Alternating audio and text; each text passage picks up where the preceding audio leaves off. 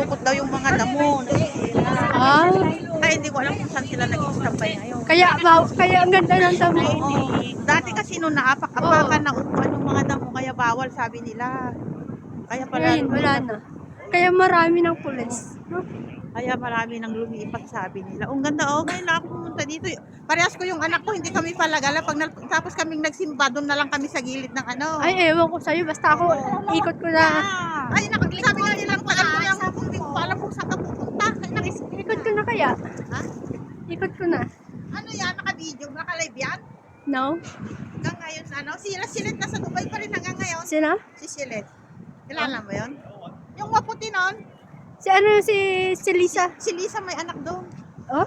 Sabi niya ampon, hindi ko alam. Be. Sabi niya ampon, hindi ko alam. Siguro anak niya. Sabi niya ampon. Naiuwi na sa Pinas yun.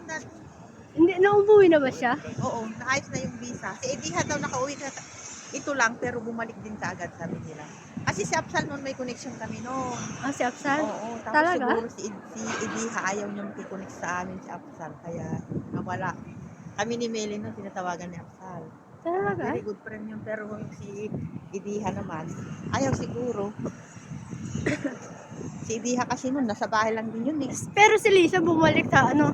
Si Lisa, Bumalik na sa Dubai. Wala na akong contact. si Lisa, Ikaw na lang. matagal na sa Dubai, may sariling paupahan na bahay yun. Yung villa, Nakapag-asawa siya doon? yung Pinoy. Ah. Yung Pinoy, magandang trabaho, matanda. May pamilya din yung Pinoy, doon sinugod na nung Pinoy. Ah. Pero hindi Ano iwanan, siya? pinaglaban siya ng matanda. Ah. May marami siyang napundar, may mga, makukunin niya daw yata yung anak niya isa. Why si Lisa eh? Si Lisa sabi niya sa mautak eh, akin, kaya... huwag mong pairalin yung puso mo. Oh. Pairalin mo yung utak mo, si Lisa, ganun. Pinawal. Ayun, utak ko mayaman sana ako. Kaya